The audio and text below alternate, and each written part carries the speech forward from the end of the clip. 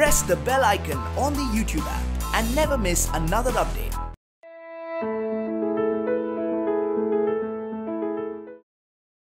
तुम्ही म्हणालात मला मॅनेजमेंटमध्ये आधी शिकायचं आहे आणि नंतर कॉर्पोरेट सेक्टरमध्ये करिअर करायचं आहे, काय मला एक्झिक्युटिव्ह म्हणून. आणि माझ्या आयुष्याचा स्टार्ट निदान असं मिडल लेवलला एक्झिक्युटिव्ह म्हणून व्हायला पाहिजे. हां, दोन्हीकडे स्पर्धा परीक्षा आहेत. एक कुठेच आता MBAला थेट प्रवेश नाही, कुठेही नाही. सर्व MBAची एंट्रन्स एक्झाम असते की सीटं त्या संस्थेला आखून दिलेली, समजा 60 असतील MBAला, ती संस्था डिक्लेअरच करते की सीटं 60 आहेत, हे असे फॉर्म भरा, तुमच्याकडे किमान एक पदवी पाहिजे, ती एक वेळ कोणतीही चालेल, ती BCom BSc BA BE MBBS BA MS BH MS anything, एक UGCची मान्यताप्राप्त डिग्री. मग आम्ही सांगतोय परीक्षा दे, ती असेल तर तुला प्रवेश मिळेल. पदव्युत्तर सगळीकडे, MBA सुद्धा सगळीकडे मित्र हो, स्पर्धा परीक्षा आल्या. आम्ही ज्या वेळेला शिकलो त्या वर्षांमध्ये तुलनेने आमचं काम सोपं होतं की मला माझी पदवी मिळाली, पदवीची मार्कशीट, विद्यापीठाचं डिग्री सर्टिफिकेट जोडून फक्त पोस्ट ग्रॅज्युएटला अर्ज करायचा की पोस्ट ग्रॅज्युएट चालू. तर केवळ पदवी आहे म्हणून तुला आता पदव्युत्तर शिक्षण घेता येईल, हेही दिवस संपले. आता सर्वत्र पदव्युत्तरसाठी सुद्धा स्पर्धा परीक्षा आहे. म्हणजे आमची सीटं 40, पदवी 120 जणांनी घेतली आहे, सँक्शन स्ट्रेंथ माझ्याकडे 40, तर तुला 120तले कोणीतरी 40 म्हणतात की माझी पदवी पास झाली, आता मी जॉब करतो, अमुक करतो, माझा बिझनेस आहे. 80 जणांना PG करायचं आहे पण 40 जणांनाच प्रवेश मिळणार आहे. आणि तुला ग्रॅज्युएशनला टक्के कितीही असू देत, ती संस्था म्हणते PGच्या एंट्रन्स दे, ती स्पर्धा परीक्षा आहे. आणि तिकडे तुला परीक्षेत टक्के किती असू देत, तुला आम्ही प्रवेश द्यायचा का नाही ठरवणार, ते ही आमची परीक्षा आहे, याच्यावर दे. म्हणजे सगळ्या पोस्ट ग्रॅज्युएशनमध्ये स्पर्धा परीक्षा आलीच आहे. आणि मी तर सगळ्यांना करिअर मार्गदर्शन माझ्या परीने करताना आणि असं जाहीर बोलत असलं तर मी हे कायम सांगतोच आहे की नुसत्या पदवीला सध्या कोण काळं कुत्रं हिंग लावून विचारत नाही, काही किंमत नाही नुसत्या पदवीला. आपल्याकडे पोस्ट ग्रॅज्युएशन पण पाहिजे. खरं म्हणजे मी तर सर्वांनाच मुळातला एक रस्ता सुचवतोच की तुमच्या आवडत्या विषयात PhD पर्यंत गेलं पाहिजे प्रत्येकाने, किमान. आणि सांगतो किमान की तुमच्या आवडत्या विषयात पोस्ट ग्रॅज्युएशन, MPhil, रिसर्च करून PhD, आणखी आवडलं तर पोस्ट डॉकसुद्धा. आणि याला महाराष्ट्र, भारत आणि जगामध्ये प्रचंड मोठ्या संधी आहेत. त्या इतक्या मोठ्या आहेत की दुर्दैवाने अनेकदा आपल्याला त्या माहिती पण नसतात. आणि मी माझ्या आवडत्या विषयामध्ये मग स्कॉलरशिप्स पण आहेत, पार्ट टाईम जॉब्स पण आहेत, असिस्टंट प्रोफेसरशिप्स त्याच्यामध्ये मिळतात. पण पदव्युत्तर, पुढे MPhil, पुढे PhD, सगळीकडे त्या प्रत्येक टप्प्याला एंट्रन्सची म्हणजे स्पर्धा परीक्षा आहे. तशी MBAला आहे. मग त्या MBAच्या शिक्षणामध्ये संपूर्ण भारतातल्या IITs आणि IISCs प्रमाणेच आपल्या जागतिक दर्जाच्या उत्तम संस्था आहेत IIMs, Indian institutes of management. त्या पण भारतामध्ये एक 8-10-11 ठिकाणी आहेत. तिचं पण मुख्यालय समजलं जातं अहमदाबादला, IIM अहमदाबाद. पण त्याची एंट्रन्स एक्झाम आहे GMAT. टफ आहे. आणि एखाद्याला IIMला प्रवेश मिळाला तर मानलं जातं त्याचं आता करिअर सिक्युअर झालं की IIMला. याचा अर्थच त्यांनी तिथनं जर MBA पूर्ण केलं तर भारतातलं किंवा जगातलं कॉर्पोरेट सेक्टर त्याच्याकरता रेड कार्पेट, त्याच्याकरता पॅकेजसुद्धा, अगदी व्यावहारिक भाषेत बोलायचं तरी. पण त्या MBAच्या सुद्धा एंट्रन्स एक्झाम आहेत. कोणाला वाटलं शिक्षक व्हायचं आहे मला,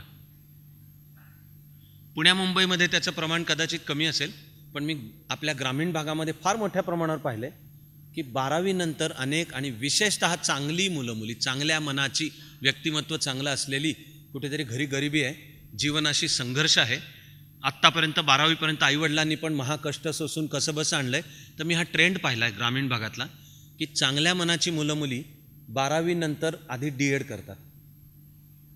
कारण D.Ed झाले की गावाकडल्या कुठल्या तरी शिक्षण संस्थेमध्ये शिक्षक म्हणून चिटकतात. ते कदाचित पूर्ण शिक्षक असेल किंवा असिस्टंट टीचर किंवा शिक्षण सेवक नावाचा एक प्रकार महाराष्ट्र सरकारने चालू केला. महिना 3 ते 5 हजार मिळतात. बहुधा पुण्या मुंबईत बसून आपल्याला वाटेल की ह्या 3 ते 5 हजारांनी काय होतंय, पण गावाकडल्या स्थितीमध्ये घरातलं दारिद्र्य पाहता खरंच घरात 3 ते 5 हजार येणं चालू झालं तरी तुका म्हणे त्यातल्या त्यात जीव भांड्यात पडायला मदत होते. तर ही चांगल्या मनाची पण कष्टातून वर येणारी मुलं मुली अनेक प्रथम 12वी नंतर D.Ed करतात. मग कुठल्या तरी शिक्षण संस्थेमध्ये जसा मिळेल तसा जॉब पण चिकटतात. ते करताना कुठल्या तरी मुक्त विद्यापीठाची पदवी मिळवतात. महाराष्ट्रापुरतं बोलायचं तर यशवंतराव चव्हाण महाराष्ट्र मुक्त विद्यापीठ YCMOU ची पदवी मिळवतात आणि मग स्पर्धा परीक्षा देतात. तेव्हा शिक्षक व्हायचं आहे तर DEDला सुद्धा प्रवेश, DED किंवा BEdला प्रवेश थेट नाही, ती पण स्पर्धा परीक्षा आहे. परीक्षा घेतली जाते आणि जेवढी सीट आहे तेवढ्यांना प्रवेश मिळेल.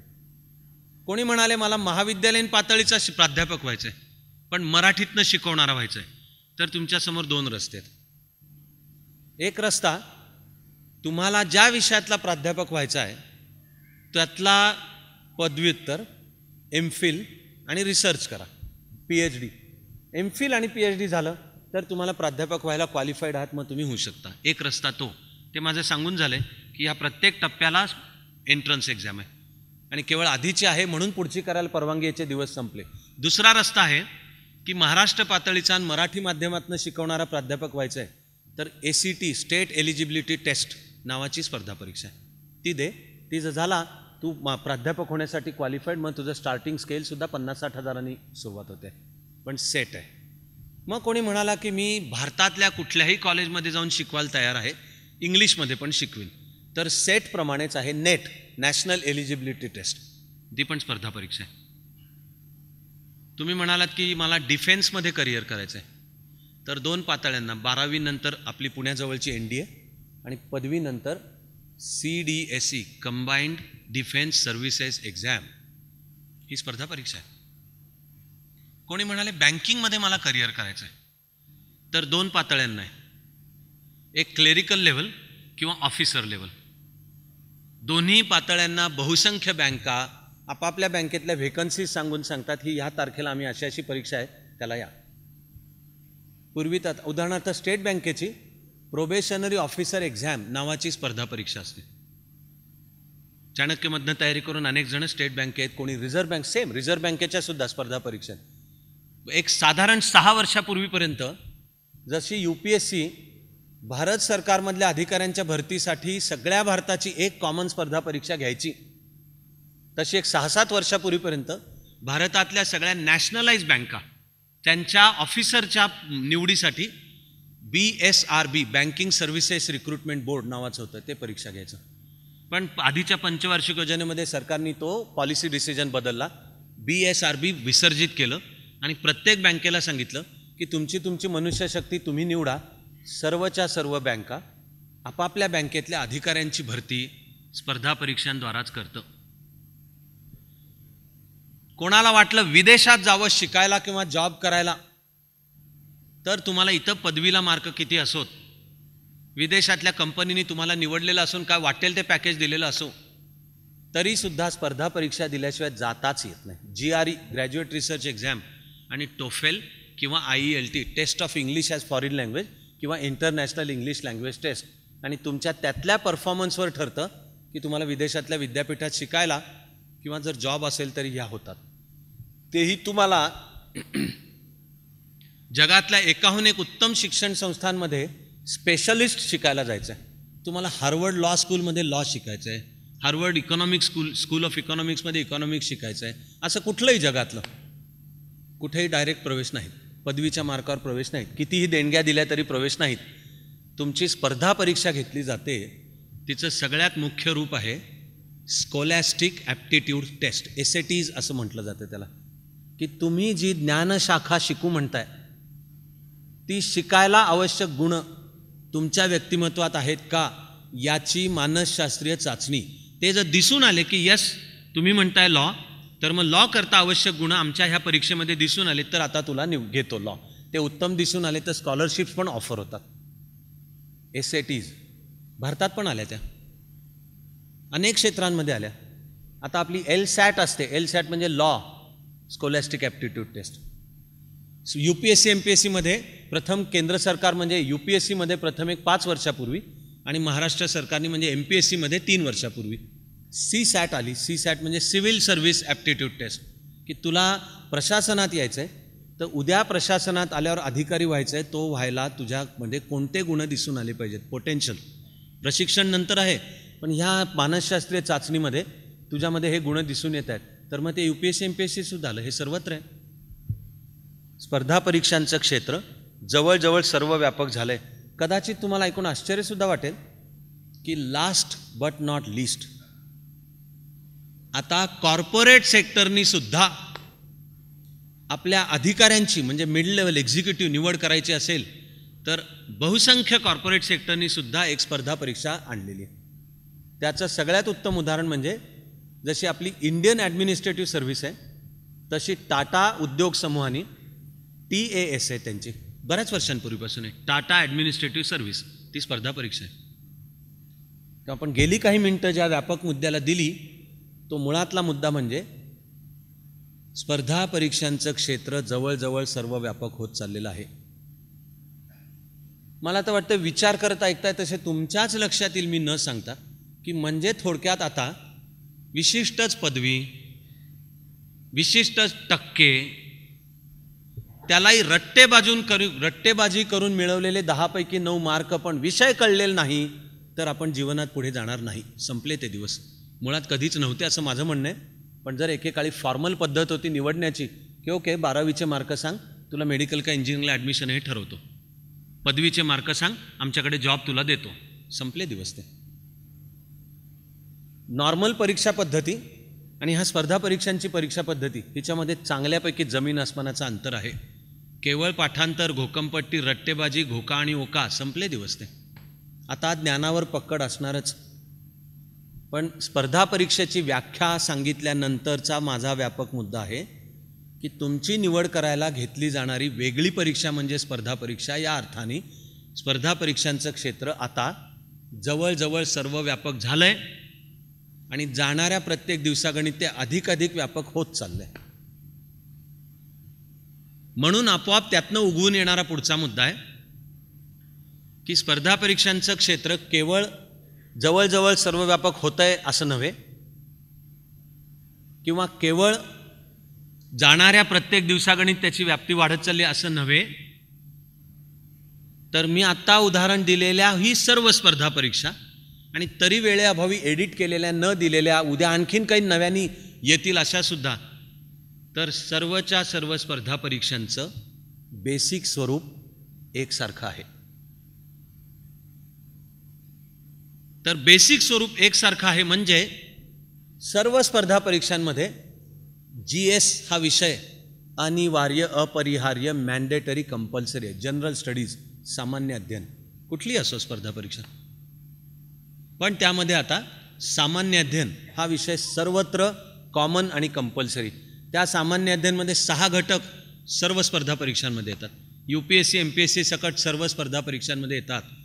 महाराष्ट्र, भारत आणि जगाच्या पातळीच्या प्रचलित घडामोडी, current events of national importance, current events of international importance, आणि त्या पण जीवनाच्या सर्व क्षेत्रातल्या. त्या माझी बॅकग्राऊंड काही असू द्यात आणि माझी पदवी पण काही असू द्यात, पण तुला उघड्या डोळ्यांनी एक जागृत आणि बुद्धिमान नागरिक म्हणून जीवन जगताना तू रोजचे पेपर वाचतेस, वृत्तवाहिन्या पाहतोस, वृत्त नियतकालिका पाहतोस, मुळात उघड्या डोळ्यांनी जगणार आहेस, तर सर्व स्पर्धा परीक्षांमध्ये आता अपेक्षित आहे की जीवनाच्या सर्व क्षेत्रांमध्ये घडणाऱ्या घडामोडींचा तुमचा ताजा अद्ययावत अभ्यास पाहिजे. तेव्हा 23 जूनला ब्रिटिश मतदारांनी माझ्या दृष्टिकोनानुसार स्वतःच्या पायावर कुऱ्हाड मारून घेतली. नुसती कुऱ्हाड पण नाही आहे, खड्डा खणला पण, त्यात उडी पण मारली आणि वर्ण माती ओढून पण घेतात. त्या प्रोसेसचं नाव ब्रेक्झिट. ब्रिटिश मतदारांनी आम्हाला युरोपियन युनियनमध्ये राहायचं नाही असं सांगितलं. आपल्याला अर्थ कळणं अपेक्षित आहे त्याचा. UPSC MPSC सकट सर्व स्पर्धा परीक्षांमध्ये सगळीकडे कॉमन आणि कंपल्सरी की ब्रेक्झिट म्हणजे काय, मग EU म्हणजे काय, मग त्या ब्रिटन बाहेर पडण्याचे प्रोज अँड कॉन्स, बाजू विविध काय होतात. काही महिन्यांपूर्वी शास्त्रज्ञांनी आईन्स्टाईनच्या सिद्धांतावर आधारित ग्रॅव्हिटेशनल वेव्ज प्रत्यक्ष नोंदवल्या उपकरणावर. ग्रॅव्हिटेशनल वेव्ज आपल्यापासून 2500 प्रकाश वर्ष दूर असलेल्या अंतरावर 2 ब्लॅक होल्स एकमेकाभोवती फिरत आहेत आणि ते फिरत जवळ एकमेकात क्रॅश होत आहेत. त्यांच्या क्रॅश होण्यामुळे स्पेस टाईमचं जे सणंग वस्त्र फॅब्रिक तर ते धडकल्यामुळे स्पेस टाईमच्या फॅब्रिकमध्ये काही वेव्स तयार होतात, त्या पार पृथ्वीपर्यंत पोहोचतात. त्या लायगो त्यांनी डिटेक्ट केल्या, कॅच केल्या. आईन्स्टाईननी त्याचं गणित आणि हायपोथेटिकल शक्यता 111 वर्षापूर्वी सांगून ठेवली होती. आपल्याला कळणं अपेक्षित आहे. आणि विम्बल्डन चालू आहेत, तर जोकोविच हा जगातला एक असामान्य बनेल का आता ह्या वेळेला, कळणं अपेक्षित आहे.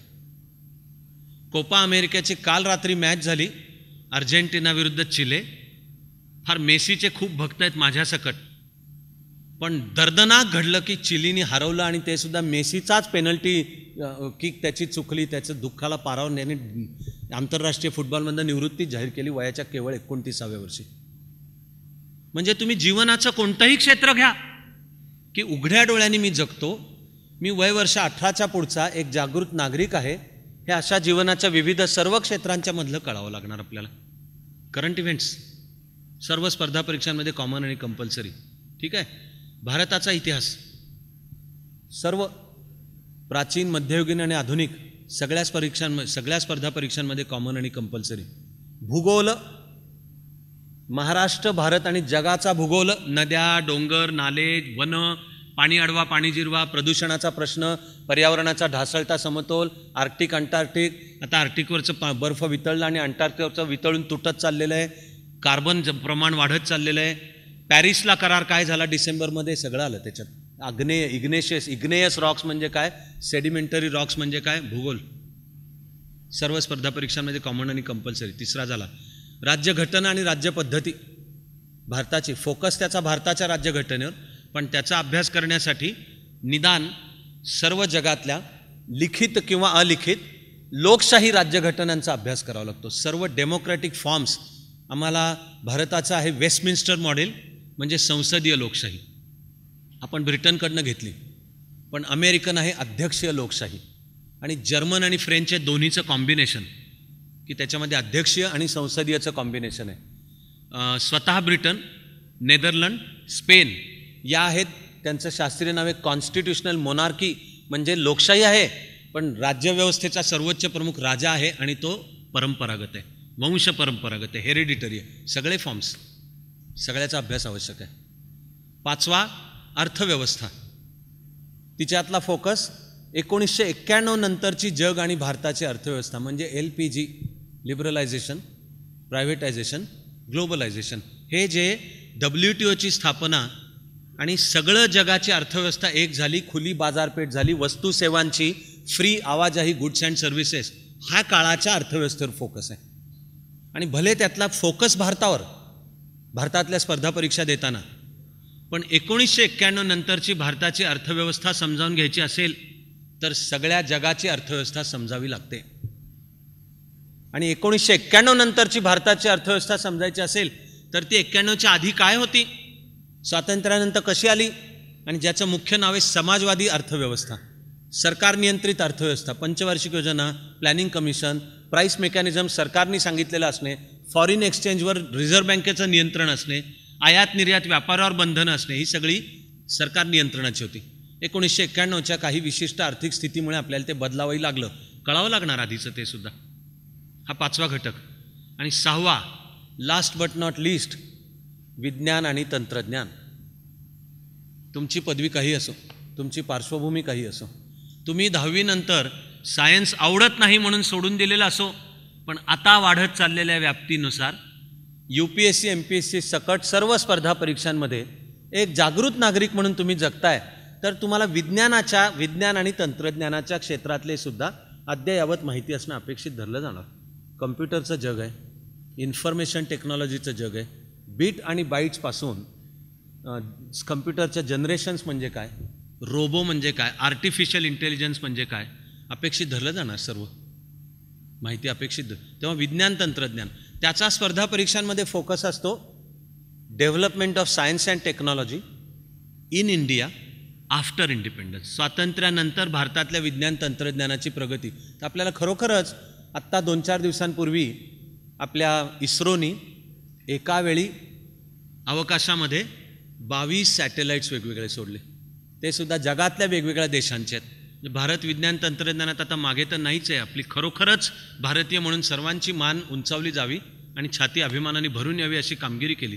पण मग आपल्याला हा भारताचा स्पेस प्रोग्रॅम काय आहे ते 1956 साली असं पेन्सिलच्या आकाराचं पहिलं रॉकेट, थुंबाच्या जवळ एक चर्च आहे तिथे आपलं स्पेस सेंटर स्थापित झालं आणि एका बुधवारी 1956 या आकाराचं एक रॉकेट आकाशात सोडण्यात आलं. ते 400 मीटर वर गेलं. ते काय आहे कळावं लागणार. सर्व स्पर्धा परीक्षांमध्ये UPSC MPSC सहित जनरल स्टडीज हा विषय कॉमन आणि कंपल्सरी. थोडासा जर विचार कराल तर तुम्हाला पण त्यामागची एक भूमिका खरंच लक्षात येईल.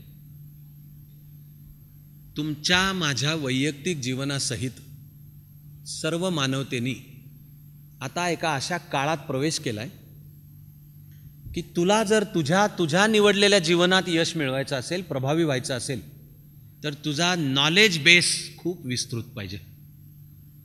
तो असं झापडं लावलेला असून नाही चालणार आहे की नाही माझं फील्ड हे एवढंच आणि बस मी त्याच्यात खोल त्याच्यात मी जातोय. हां, मग तुझ्या जीवनाच्या कक्षा मर्यादित राहणार, संकुचित राहणार.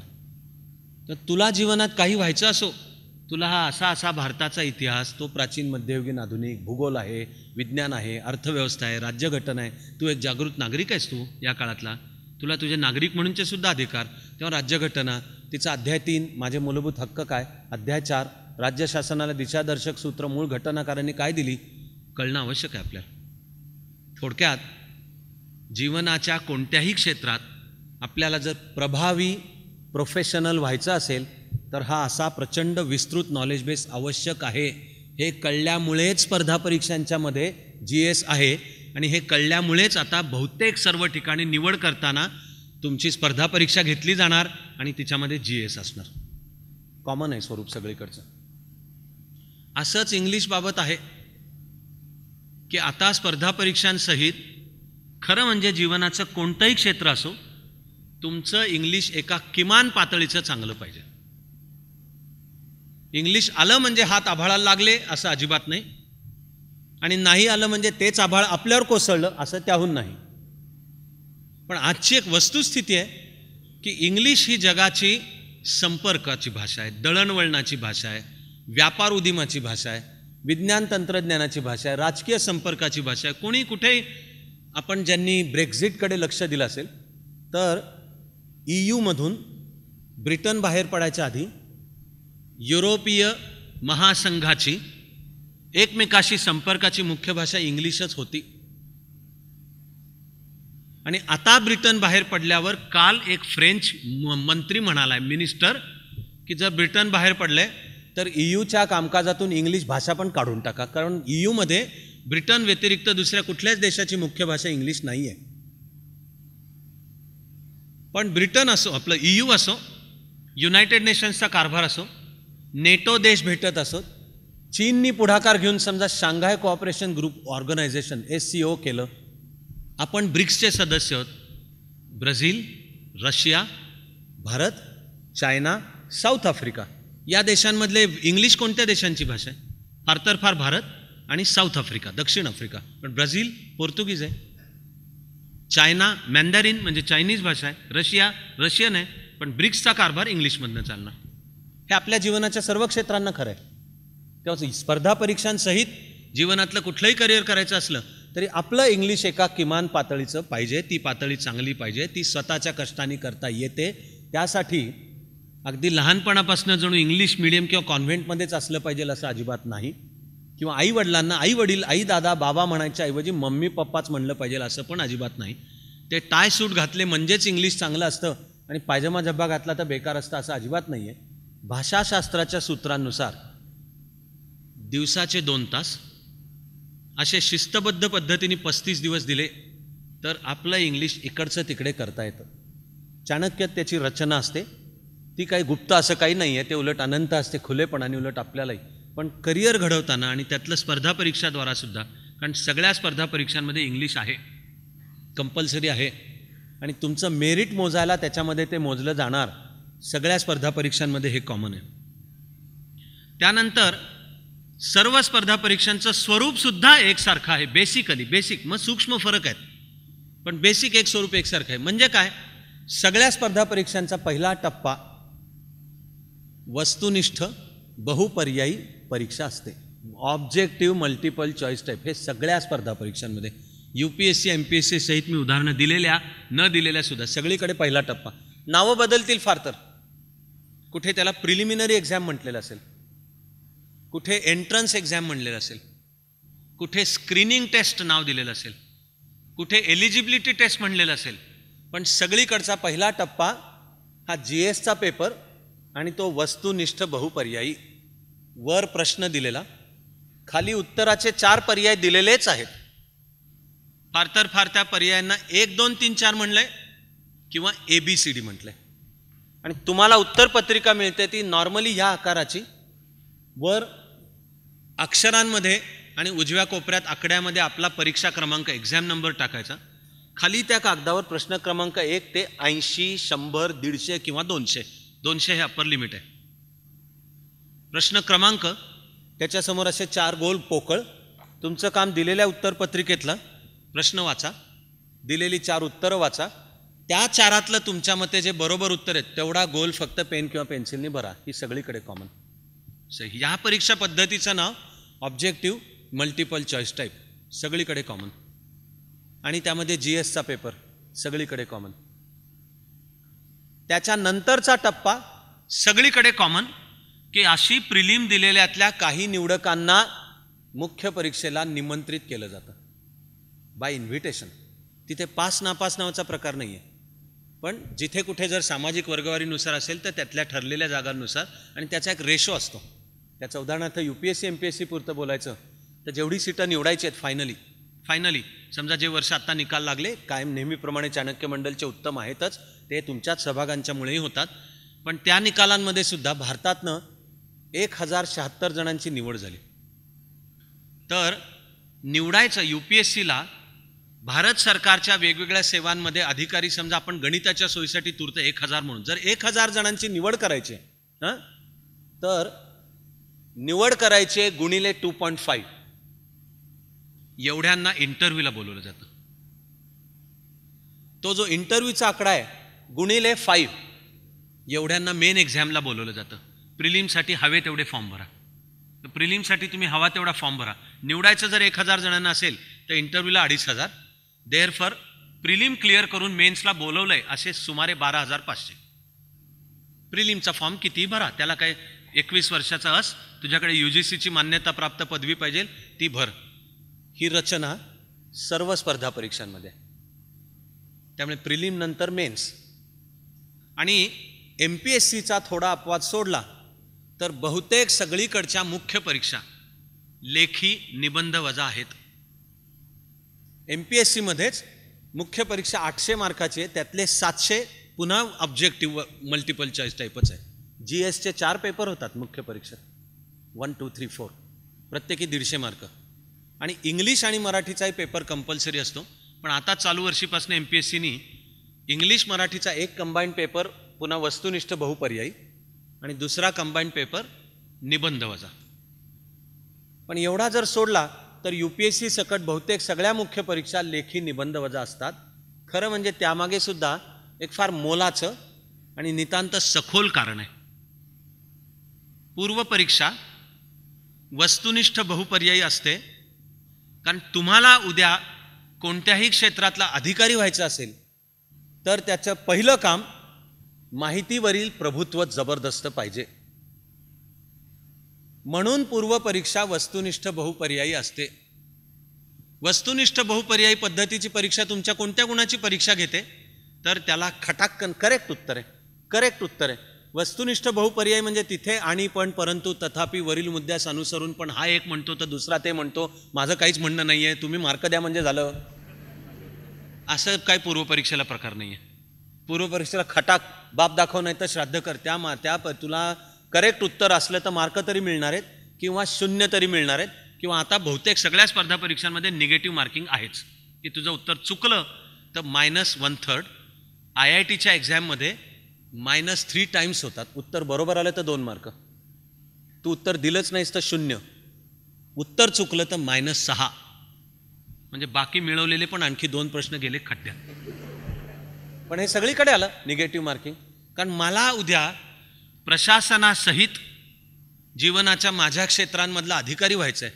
तर तुला जर अधिकारी म्हणजे केवळ खुर्ची नाही आहे, शब्द अधिकार आहे, अधिकार, एक्सपर्टीज. तर पहिली गोष्ट तुझी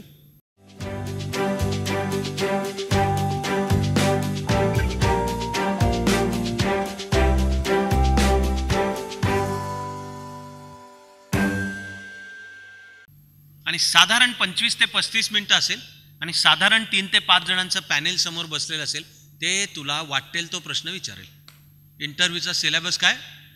एनिथिंग अंडर द सन, सूर्याखालील काहीही. त्यांना पाहायचं आहे की तू दारावर टकटक कसं करतोस, मे आय कम इन सर कसं म्हणतोस, हे जे 5-6 पावलं चालायची असतील आत आल्यापासून ती चालतोस कसा, आल्यानंतर नमस्ते असो किंवा good morning good afternoon sir असो. त्यामध्ये पण चेअरपर्सन जर महिला असेल किंवा इंटरव्ह्यूच्या पॅनेलवर एक महिला सदस्य असतील तर लक्षपूर्वक आदरपूर्वक त्यांना वेगळं good morning good afternoon madam म्हणतोस का, बसायला सांगेपर्यंत उभा राहतोस का, तो पण उभा असा राहतोस का असा राहतोस का, हे असं चालू असतं का, आला ओढली खुर्ची बसला तांगड्यापासून, हा विचारा प्रश्न गेट आउट करतील व बाहेर म्हणतील पुढच्या. बसायला सांगितल्यानंतर सुद्धा थँक्यू सर असं म्हणून बसतोस का, खुर्ची खरकन ओढून बसतोस का, खुर्चीचा आवाज न करता बसतोस, असा नीट पोझिशन बॅलन्स बसलाय. बोलताना सुद्धा इंटरव्ह्यू पॅनेलशी नीट आय कॉन्टॅक्ट ठेवतोस का. तुझ्या उत्तरांच्या मध्ये कॉन्फिडन्स आहे पण ॲरोगन्स नाही.